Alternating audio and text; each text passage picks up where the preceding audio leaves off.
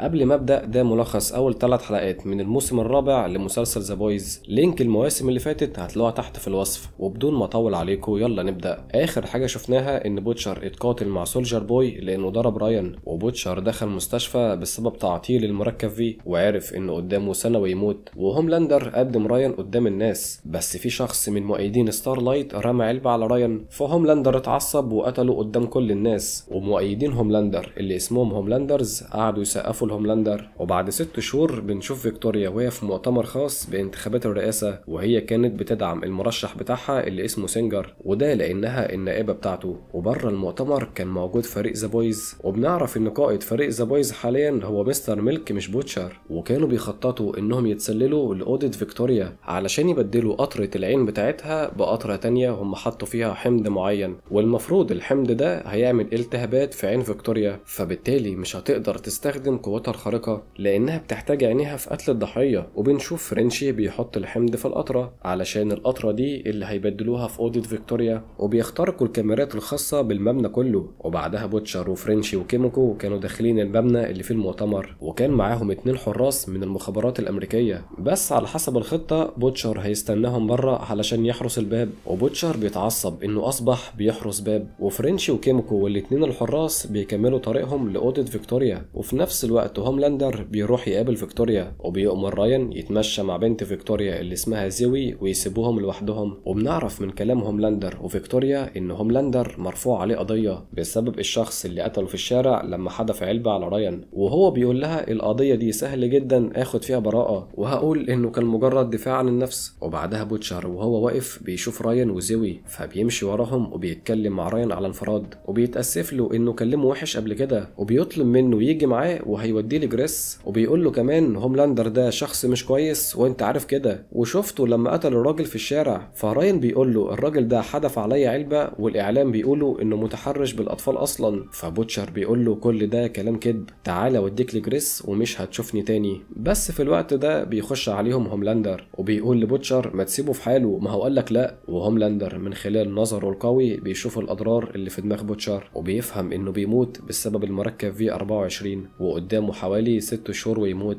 وبيقول له يلا معلش هتوحشني رايان، يلا بينا نمشي. ورايان بيسمع كلامه وبيمشي معاه. بينما كيميكو وفرنشي بيخشوا اوضه فيكتوريا وبيفتحوا شنطتها وبيبدلوا القطره اللي معاها بالقطره اللي معاهم. بس بعدها زوي بتخش الاوضه وبتشوفهم كلهم، والحراس بيقولوا لزوي احنا الحراس الخاصين بفيكتوريا وبنأمن المكان من اي شيء خطير. بس زوي بتحس انهم كدابين وبتستخدم قوتها الخارقه وبتقتل الاتنين الحراس. وستارلايت ومستر ميلك بيشوفوا اللي حصل وبيتحركوا علشان ينقذوهم، وبيسيبوا هوي في العربيه لوحده. وزوي بتتقدم ناحيه فرنشي وكانت هتهجم عليه، بس كيميكو بتتدخل، وزوي كانت قويه جدا وبتخلع ايد كيميكو من مكانها، فكيميكو بتطيرها وبتروح هي وفرنشي يهربوا بسرعه. وستارلايت ومستر ميلك بيقولوا لهم لازم تنطوا علشان مفيش مخرج تاني، وستارلايت بتقول لهم انا هطير وهنقذكم، وفعلا بيسمعوا كلامها لان زوي بتجري وراهم. وستارلايت بتستخدم الطاقه بتاعه المبنى بالكامل وبتطير وبتنقذ فرنشي وكيميكو. بس في نفس الوقت هوي بيتفاجئ لما فيكتوريا بتخش عليه وبتقول له زوي شافت بوتشر فانا فهمت انك موجود. وهو بيقول لها بنتك قتلت شخصين بقمه الوحشيه، ازاي جالك قلب تدي لبنتك المركب فيه؟ ففيكتوريا بتقول له انا عملت كده علشان احميها وتبقى قويه، ويا خساره انا كنت بعتبرك صديق مقرب ليا، انا عايزاك بس تبقى كويس، انت دخلت نفسك في مواضيع ياما. فهيو بيقول لها انا معايا الملفات بتاعتك بتاع دار الايتام ريد ريفر، وهكشف كل حاجه للصحافه وانك انتي اللي فجرتي ادمغه الناس في المحكمه. فهي بتقول له لو انت اذيتني فانا هاجي اقتلك انت وكل اصحابك، فبالتالي افضل حل هو الهدنه ومحدش يأذي التاني. وبوتشر بيظهر وبيضربها بالنار، وطبعا هي مش بتموت وبتقوم سليمه، وبتقول لهم لا ده انتوا بقيتوا فشله قوي في قتل الخارقين،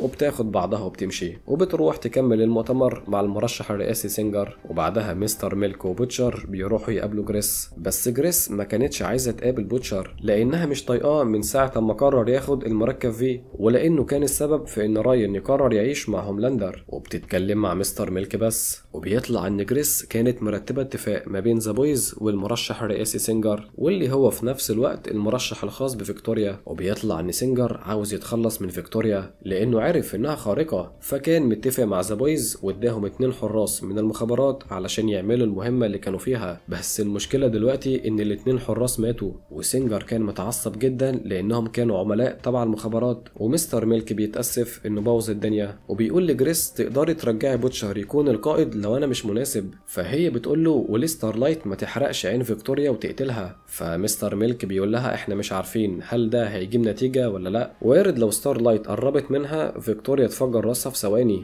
وسينجر بيقول احتمال كبير انا اللي هفوز في الانتخابات، وفيكتوريا دي هتبقى في مبنى الرئاسة، لازم نتخلص منها ودي اولوية قصوى. وبوتشر وهو مستني بره بيقابل صديق قديم ليه في المخابرات اسمه جو وبوتشر كانوا صحاب من زمان وما شافوش بعض من 11 سنة. وبوتشر بيحكي له بشغله مع جريس، وبيقول لجو انا قريب جدا هرجع القائد لفريقي، وانا اللي معصبني ان جريس مركزة حاليا انها تقتل فيكتوريا علشان خاطر سينجر، وسايبة سبب المشاكل دي كلها والراس الكبيرة هوملاندر، ده قتل راجل في الشارع والناس سقفوله. فجو قال له ما هو سولجر بوي كان هيقتله بس انت اتدخلت. وجو بيقول له بصراحة انا عاوزك في مهمة معينة للقضاء على الخارقين قبل ما هم اللي يقضوا علينا. وبوتشر بيضحك وبيوافق بدون تفكير. وهوملاندر بيشوف على التلفزيون ان ستارلايت عملت مركز خاص للداعمين ليها وسميته ستارلايت هاوس، وستارلايت بتتكلم وبتهاجم هوملاندر وشركة فود وبتقول هم مش فوق القانون ولازم يتحاكموا. وبعدها فريق السيفن بيتجمع، والغريب ان بلاك نوار كان موجود مع انه المفروض ميت، وبنفهم انهم جابوا شخص ما ولبسوه لبس بلاك نوار علشان ما كانش فيه سبب يقولوا قدام الناس عن وفاة بلاك نوار. وكان موجود بقية الفريق هوملاندر وزديب وإيت رين. وبما ان الفريق اصبح قليل جدا فاشلي بتعرض عليهم بعض الابطال الخارقين علشان يختاروا منهم للفريق، وهوملاندر كان قاعد ساكت ومش مهتم لانه عارف انهم في الاخر هيختاروا البطل الخارق اللي هوملاندر هيختاره، ودي كانت حاجة مضايقة هوملاندر جدا، وانهم ما عندهمش شخصية. واشلي بتقف عند بطل معين وكلهم بيقولوا لا ما ينفعش يخش الفريق، بس هوملاندر بيقول البطل الخارق ده عاجبني. فاشلي وزديب بيغيروا رايهم وبيقولوا وانا كمان عاجبني. فهوملاندر بيتعصب وبيقول لهم انتوا كلكم اغبياء. وهوملاندر كان حاسس انهم ملهمش اي لازمه لانه هو اللي شايل قرارات فريق السيفن والشركه ومحدش فيهم بيعترض او بيتناقش معاه، وحرفيا لو امرهم باي حاجه هينفذوها. وبياخد بعضه وبيمشي. وعلى الجانب الاخر ستارلايت كانت بتتدرب على الطيران، وبنعرف من كلام ذا بويز مع بعضهم ان محدش عايز بوتشر في الفريق والوحيد اللي عايزه هو هيوي. وبوتشر في الوقت ده كان اتصل بفيكتوريا وراح يقابلها في مكان بعيد، وبيقول لها انا هدفي الرئيسي ابعد رايان عن هوملاندر، وعاوز اعرفك ان انا عرفت بموضوع الفيروس اللي بيقتل الخارقين اللي كان بيتصنع تحت جامعة جودلوكن، واللي عاوز يعرف اكتر عن الموضوع ده يشوف ملخص مسلسل جين في وهتلاقوه موجود على القناة. بس باختصار شديد الفيروس ده اتصنع في مختبر اسمه مختبر الغابة، وفيكتوريا محتفظة بأنبوبة كبيرة من الفيروس، وبوتشر كان عاوز ياخد منها الفيروس ده، وبيقول لها الفيروس ده انا عارف انه ما يقدرش يقتل هوملاندر بس قريب الفيروس هيتطور وهيقتله، وبما ان هوملاندر اللي حطك نائبة المرشح الرئاسي فهو هيقرر يستغلك طول العمر ومش هتقدري تفتحي بقك ولا تعرضيه، فانت من مصلحتك تتخلصي منه معايا. ده غير ان فريق ذا بويز والمخابرات بيحاربوكي فانت محتاجاني معاكي. وفيكتوريا بتقول له انا عاوزه دليل على حسن نيتك وانك صادق في كلامك، واللي انا بطلبه منك انك تجيب لي الحاجات اللي هيوي ماسكها عليا من دار الايتام، وده شرطي الوحيد علشان اديلك عينات الفيروس. وبتسيبه وبتمشي. وهوملاندر بعدها بيقلب في صور الخارقين المرشحين يخشوا الفريق، وبيقف شويه عند صوره بطله خارقه اسمها سيج، وهوملاندر بيلبس لبس عادي وبيروح لها شقتها. وبنعرف ان سيج قوتها الخارقه انها ذكيه جدا وتعتبر اذكى شخص في العالم، وبمجرد ما تبص لاي شخص ممكن تفهم هو بيفكر في ايه من لغه جسده، وتقدر تعرف ايه اللي مضايقه في حياته وبيفكر فيه. وهوملاندر بيطلب منها تبص له وتقول له ايه اللي مضايقه بالظبط، فهي بتقول له واضح انك بتكبر في السن وشعرك بدأ يبيض فبقيت بتصبغ شعرك كتير، وابوك سولجر بوي كان هيقتلك مؤخرا. وهوملاندر بينبهر بيها وبيقول لها انا عاوز نصيحتك في حاجه تانية. بعد كل السنين دي في شركه فوت بقيت انا رئيس الشركه، بس انا لسه مش راضي والناس اللي مش خارقين لسه متحكمين في كل حاجه، ودي حاجه غريبه.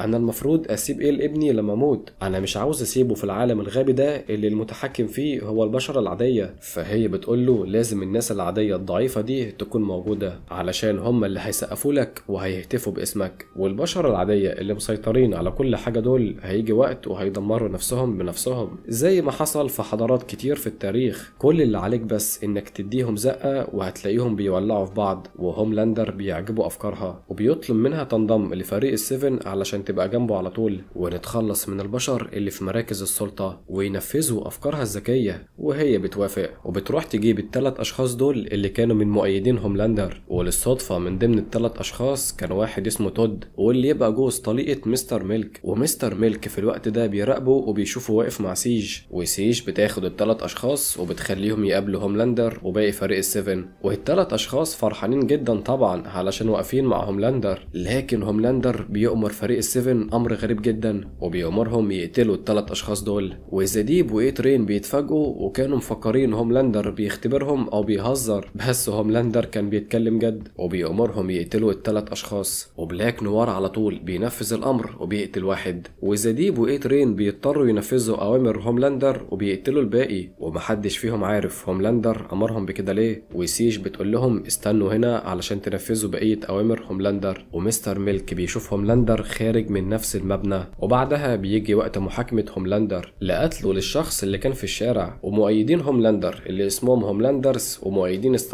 ستارلايترز كانوا واقفين قدام المحكمه ومستنيين قرار المحكمه، والمحكمه بتعلن ان هوملاندر بريء. فالهوملاندرز بيفرحوا، لكننا بنشوف ان سيج بتتسلل وسط الستارلايترز على اساس انها واحده منهم، وبترمي المشروب بتاعها على واحد من الهوملاندرز. فالشخص ده مش بيسكت وبيروح يتخانق في الستارلايترز، وبسبب اللي سيج عملته الناحيتين بيولعوا في بعض، وهي بتنسحب بعد ما ولعت الدنيا. وستارلايت بتشوف خبر ان هوملاندر خد براءه فبتعيط وبتتضايق جدا، وبتقرر تروح تفض الخناقات اللي بتحصل. وعند فريق السيفن اي ترين بتجيله رساله انه ياخد جثث التلات اشخاص ويحطهم بسرعه في وسط الخناقه اللي حاصله قدام المحكمه. واي ترين بينفذ الامر، وهوملاندر بيتفرج على الناس وهي بتتخانق وكان فرحان. وستارلايت بتوصل وبتحاول تهدي الطرفين، وبتشوف تلات اشخاص بيضربوا واحده من الستارلايترز فبتتدخل وبتزقهم بعيد. وفجاه الناس بتشوف جثث التلات اشخاص، وكل الناس بيقولوا الستارلايترز هم اللي قتلوهم، وبيرموا اللوم على شخصين من الستارلايترز. ومستر ميلك كان موجود وبيشوف جثه تود، وبيطلع ان التلات اشخاص اللي كانوا بيضربوا الست كانوا لابسين نفس لبس التلات اشخاص اللي فريق السيفن قتلهم. وطبعا كل ده كانت خطه سيج الذكيه. والاخبار بقت بتتكلم عن اللي حصل، وبيتهموا اتنين من الستارلايترز انهم قتلوا التلات اشخاص اللي كانوا بيهاجموا واحده من الستارلايترز. ومستر ميلك بيروح يبحث عن البطله الخارقه سيج. وبعدها بوتشر كان بيتخيل بوجود بيكا جنبه وبتكلمه وبتشجعه يكمل ويبعد رايان عن هوملاندر، وبتقول له انت وعدتني انك هتحميه، بس بالشكل ده ففي هوملاندر جديد هيتولد. وهو بيعرفها انه شغال على القضاء على هوملاندر، بس هي بتقول له لازم تشوف طريقه تانية غير اتفاقك مع فيكتوريا. وبنشوف ان بوتشر جامع الاوراق اللي هوي ماسكها على فيكتوريا، بس مش بيرضى يبعتها لفيكتوريا علشان هيدور على طريقه تانية زي ما بيكا قالت له. وبعدها هوي كان قاعد مع والده في المستشفى لانه كان تعبان وجاله ازمه قلبيه، وبيتفاجئ هوي ان والدته جات لهم المستشفى اللي كانت سابتهم وعاشت بعيده عنهم من ساعه ما هوي كان عيل صغير. وبيطلع انها كمان شغاله في شركه فوت للادويه. وهوي بيسالها انت ايه اللي جابك، فهي بتعرفه ان هي وابوه رجعوا يكلموا بعض من سنتين وعمل لها توكيل بخصوص حالته الصحيه، بس هوي ما كانش راضي انها تفضل موجوده وبيسيبها وبيمشي. وفريق ذا بويز بيتجمع، وبوتشر بيقول لهم لاول مره انه راح لدكتور بعد ما كان بيتعاطى المركب في 24، والدكتور ساعتها قال لبوتشر قدامك حوالي سنه وتموت. وفريق ذا بويز كانوا اول مره يسمعوا الاخبار دي، وكلهم بيتفاجئوا ان بوتشر بقاله 6 شهور ما قالهمش. ومستر ميلك بيتكلم مع بوتشر على انفراد وبيقول له خد حاجتك وامشي علشان احنا مش عاوزينك في الفريق، انت بقالك فتره كبيره بتكذب علينا وبتخبي عننا واحنا ما بقيناش مستحملينك واصبحت عبء على الفريق. وبوتشر بيتصدم من الكلام ده. وفي شركه فوت بيبداوا يالفوا قصه عن رايان علشان يحكوها قدام الناس، وانه اتربى في مزرعه مع والدته، وفي يوم هوملاندر جابه وقرر يخليه جنبه ويحاربوا الجريمه سوا. ومسؤولين التسويق بيقرروا يلبسوه بدله زي والده ويسموه هوم بوي. ورايان ما كانش عاجبه الكلام ده بس مش بيرضى يتكلم، وسيج كمان ما كانش عاجبها الكلام ده كله، وبتقول المفروض التسويق عن رايان يبقى انه اول بطل خارق يتولد بشكل طبيعي وما تصنعش في معمل، ولانه فريد من نوعه فاحنا هنقول انه منقذ العالم، ولازم في الاول يكون مستقل بذاته وبعيد عن فريق السيفن وشركه فود، وبعدها يظهر مره واحده وياخد الاضواء. واشلي بتتضايق ان سيج بتتدخل في شغلها، وسيج كمان بتدي رايان سكريبت اول مهمه يقوم بيها. واشلي بتروح تتكلم مع سيج في الاسانسير وبتقول لها خليكي بعيده عن شغلي، فسيج بتقول لها انا موجوده هنا لان هوملاندر اللي طلب مني ولانه بيثق فيا وشكل كده انا مفيده عنك. وزديب بيخش عليهم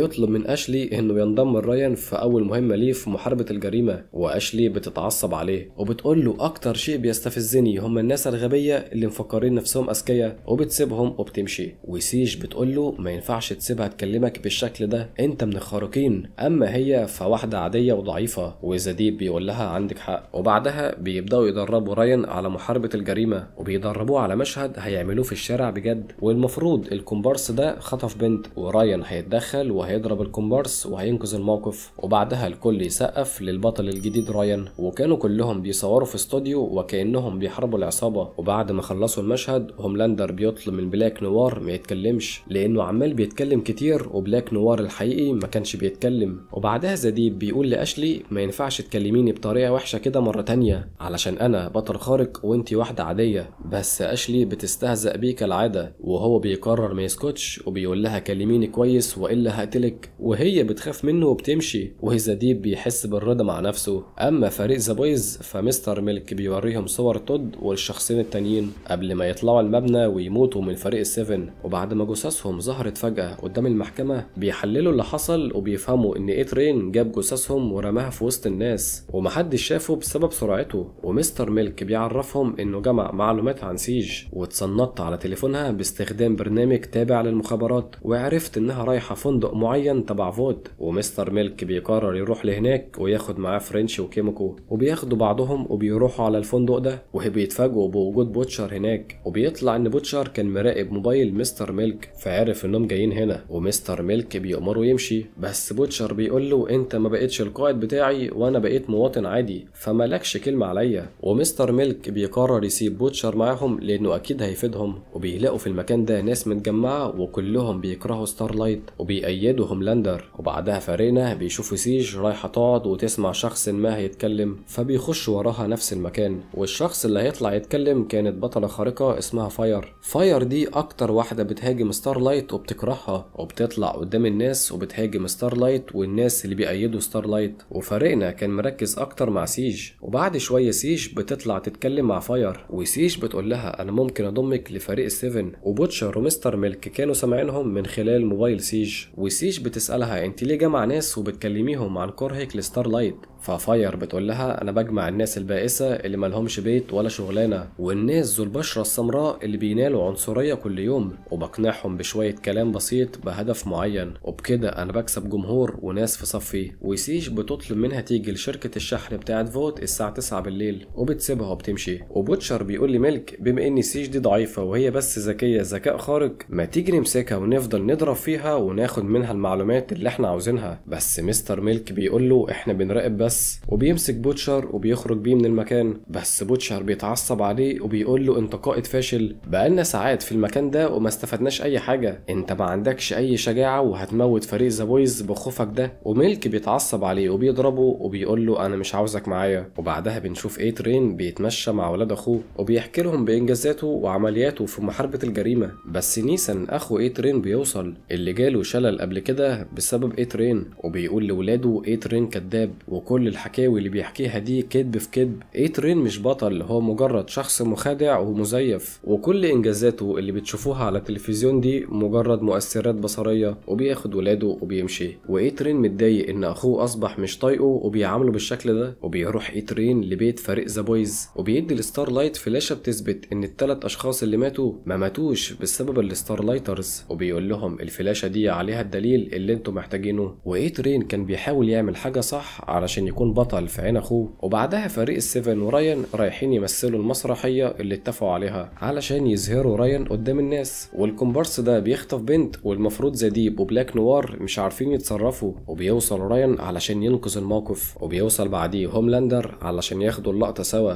ورايان كان المفروض يرمي الكومبارس بالراحه، بس رايان من غير ما يقصد طير الكومبارس في الهواء وقتله. وكل الناس في الشارع كانوا بيصوروا اللي بيحصل، وبسبب ان رايان قتل شخص بريء فكان قاعد في البيت بيعيط. وهوملاندر كان معتقد انه بيعيط علشان شعبيته ما زادتش، وبيقول له ما تقلقش وجودي جنبك هيعلي شعبيتك. بس رايان بيقول له انا بعيط علشان قتلت شخص ملوش ذنب. وهوملاندر بيتفاجئ انه بيعيط لمجرد انه قتل، وبيقول له البشر دول ضعفاء فطبيعي يموتوا. ورايان بيقول له بس مش المفروض شغلانتنا اننا ننقذ البشر الضعيفه دول؟ فهوملاندر بيقول له انسى الموضوع ده، دايما بيحصل حوادث، ورايان مش بيعجبه الكلام ده وبيقول له انا مش عاوز انفذ اوامركم تاني. فهوملاندر بيقول له انت مجهز ليك شيء عظيم، ما تضيعوش من ايدك بسبب البشر، وبيسيبه وبيمشي. وبالليل مستر ميلك بياخد فرنشي وكيميكو لشركة التوصيل اللي تبع فوت علشان يعرفوا ليه سيج طلبت من فاير انها تيجي، لكنهم لما بيوصلوا مش بيلاقوا حد موجود. وفجأة بيخش عليهم سيج وفاير وشخص خارج بينسخ نسخ كتيرة من نفسه اسمه سبلينتر، وبيرفعوا عليهم الأسلحة. وسيج بتقول لي ميلك انت افتكرتني غبية ومش هعرف انك بتتصنت عليا. وبتكلم فاير وبتقول لها هوملاندر هيحبك قوي لو قتلت الفريق ده، لان دول قتلوا خارقين ياما، بس ذا بويز بينقضوا عليهم بسرعة وبيشتبكوا معاهم. فذا بويز بيخرجوا من عندهم وبيلاقوا حفلة شغالة، والحفلة بتبوظ والطرفين بينزلوا ضرب في بعض، لكن ذا بويز بيتهزموا بسبب نسخ سبلينتر كتيرة. وفاير بتتغلب على كيميكو وبتطلع في بث مباشر وبتقول انها بتتعرض للهجوم من عملاء في المخابرات الامريكية، وبتصور فريق ذا بويز. بس بيوصل بوتشر وبيضربها وبيفقدها الوعي، وبوتشر بيضرب نسخ سبلينتر بكل عنف، بس هما بيتكتروا عليه وبيمسكوه، وذا بويز بيرجعوا يتقاتلوا معاهم وبيخلصوا عليهم وبيقتلوا في الاخر سبلينتر الاصلي، فكل نسخه بتموت. وفاير بتخاف منهم وبتجري، وبعدها ستارلايت بتقدم الدلائل اللي خدتها من اي ترين اللي بتثبت ان الثلاث اشخاص ما ماتوش من الستارلايترز، وبالتالي الاتنين مشتبه فيهم بيخرجوا براءة، والستارلايترز بيحيوا ستارلايت. وتاني يوم هوملاندر كان مشارك في عرض موسيقي تبع مدرسة، والستارلايترز بره عمالين بيهتفوا باسم ستارلايت وبيشتموا هوملاندر، وهوملاندر واقف وماسك نفسه بالعافية عليهم وبيتكلم مع الناس وبيهاجم طبعا الستارلايترز وبيقول لهم دول بيحاربوا البلد وعايزين يتخلصوا من الابطال الخارقين وفريق السيفن، وبمناسبة فريق السيفن فانا عاوزكم تحيوا فريق السيفن والعضوين الجداد سيج وفاير، وكده احنا 6 اعضاء، وبالنسبة للعضو السابع فانا سايبه لابني. وهوملاندر اصلا ما كانش واثق قوي ان فاير مناسبة للفريق، بس هو قرر يدخلها لان سيج عايزة تدخلها، وبتقول له فاير دي هتخلي الستارلايترز يزيدوا وصوتهم يعلى، بس ثق فيا انا مجهزة خطة معينة. وفي نفس الوقت كانت فاير جمع المصورين حواليها وعمالة بتتكلم عن ستارلايت وبتهاجمها وبتهاجم الستارلايترز، وبتكذب وبتقول ان ستارلايت مخبية اطفال في ستارلايت هاوس وبيتحرشوا بالاطفال دي في البدروم بتاع البيت، وبسبب كلامها ده ففي شخص بيصدق وبيروح لستارلايت هاوس وبيقول انا هحرر الاطفال اللي انتوا بتتحرشوا بيهم، وبيرفع سلاحه على الموظف ده، بس فرنش بيتدخل وبياخد منه السلاح وبيضربه. وبعدها جو بيقابل بوتشر وبيديله جرعة من مخدر معين وبيقول له المخدر ده يقدر ينيم رايان، بس هتديله رايان ازاي؟ فبوتشر بيقول له هحاول اقابل رايان واديله الجرعة، وبعدها ابعت رايان لجريس، وجريس حاليا بتجهز مكان مخصص مستحيل للابطال الخارقين يهربوا منه. وفي شركة فوت هوملاندر بيعمل اجتماع للفريق وبيطرد اشلي وبيقول لها سيج هتاخد مكانك بعد كده وهتبقى هي المديرة التنفيذية للشركة، بس خليكي موجودة في الشركة كواجهة وكأنك انت المديرة التنفيذية. واشلي بتتصدم من القرار ده ومش بتقدر تعترض على كلام هوملاندر وبتمشي. وبعدها سيج بتقول للفريق ان في شخص ما دخل لقسم الجرائم بتاع الشركة وسرق ادلة تثبت ان الشخصين دول مش هم اللي قتلوا ال3 اشخاص قدام المحكمة، وادى الادلة لستارلايت، واللي حصل بعدها ان الشخصين خدوا براءة. وطبعا اي ترين كان قلقان لا يكونوا كشفوه، بس هوملاندر وسيج بيتهموا زديب لانه اصلا المسؤول عن قسم الجرائم في الشركة، وزديب بيقول لهم مش انا اللي عملت كده. فسيج بتقول له ماشي انا هحاول اعرف كان مين وهنستجوب الموظفين كلهم، بس انت ما بقتش المسؤول عن قسم الجرائم في الشركة. وبعدها رايان كان قاعد بيلعب لعبة الابطال الخارقين على البلاي ستيشن وبيخش في ماتش اونلاين، وبوتشر بيقدر يخش معاه في نفس الماتش وبيكلم رايان من خلال الماتش وبيقول له انا عاوز اقابلك، ورايان كان هيقفل معاه علشان هوملاندر امره ما يكلمش بوتشر، بس بوتشر بيقول له اديني دقيقة واحدة بس انا في خلال 6 شهور هموت فانا عاوز اشوفك. ورايان بيصعب عليه بوتشر وبيوافق يروح يقابله، فبوتشر بيروح يحضر اكل ليه ولرايان وبيحط المخدر اللي خده من جو في الاكل. وبعدها رايان بيوصل وبوتشر بيعرض عليه ياكل كيك وبيقول له انا عملته لك بنفس الطريقة اللي كانت بيكا بتعمله، بس رايان مش بيرضى ياكل وبوتشر مش بيلح عليه وبيسيبه على راحته، وبيبان ان بوتشر مش راضي بنسبة 100% انه يخدر رايان وعاوز يجرب يقنعه يبعد عن هوملاندر، وبيروح يلعب معاه وبيقضي وقت حلو وبيخليه يتكلم ويقول كل اللي في نفسه. ورايان كان متضايق لانه قتل شخص بريء وكان يقصد الكومبارس اللي قتله، وهوملاندر قال لي ما تهتمش للناس اللي بيموتوا،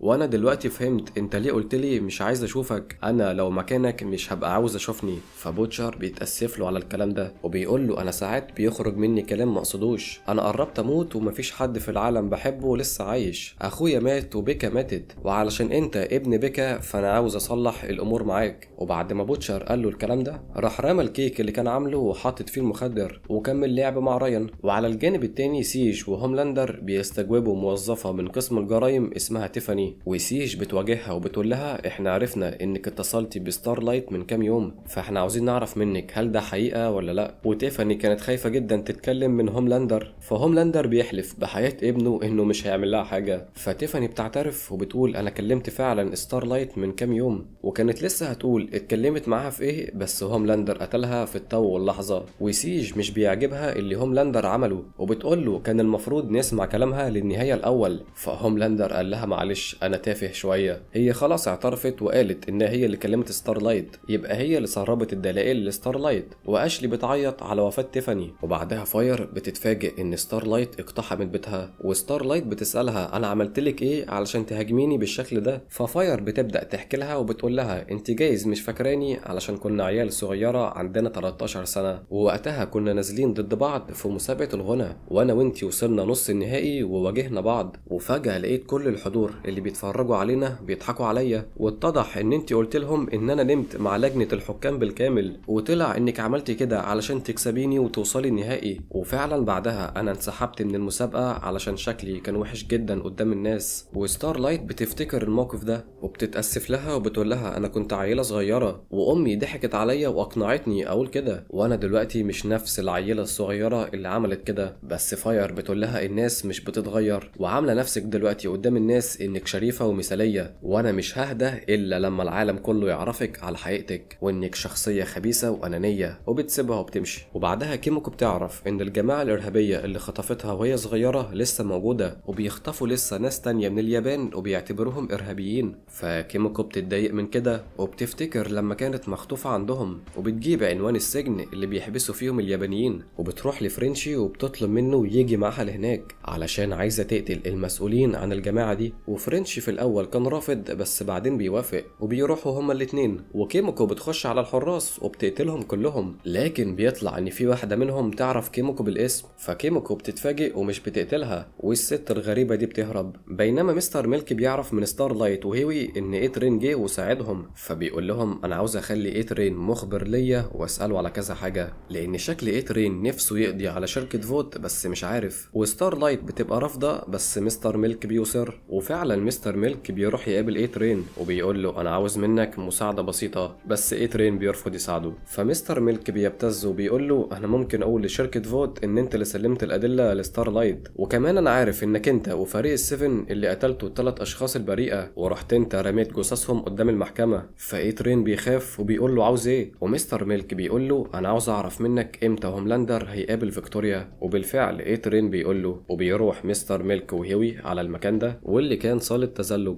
ومستر ميلك بيأمر هيوي يتحرك في فتحات الهواء ويلزق جهاز تصنت علشان يسمع الحوار ما بين فيكتوريا وهوملاندر، وفعلا هيوي بينفذ الامر. وسيج كمان كانت موجودة، وهيوي بيحط الجهاز وبيبدأوا هما الاتنين يسمعوهم، وكانوا بيقولوا ان فاير هتتولى مهمة القضاء على ستارلايت. وسيج بتقول لفيكتوريا بعد ما سينجر يكسب انتخابات الرئاسة الطريق بعدها هيتمهد لك انك تكوني رئيسة امريكا، وعلشان تصبحي انتي الرئيسة من بعده لازم اولا تقفلي مكتب شؤون الخارقين وترجعي الابطال الخارقين للجيش، وتلغي كل الكلام اللي بيقول ان الخارقين اتحقنوا بالمركب في، وتحطي شخص خارق في كل بلد يكون ليه هو السلطة العليا حتى على الشرطة. وهوملاندر بيقول لها بعد ما تكوني الرئيسة لامريكا هتعلني قدام العالم انك خارقة. بس فيكتوريا ما كانتش مقتنعة اقتناع كامل انها تعلن انها خارقة، بس هوملاندر بيقول لها الهدف من كل ده ان الخارقين هم اللي يسيطروا على كل حاجة، ومفيش بطل خارق بعد كده يتحرج انه يقول انه خارق.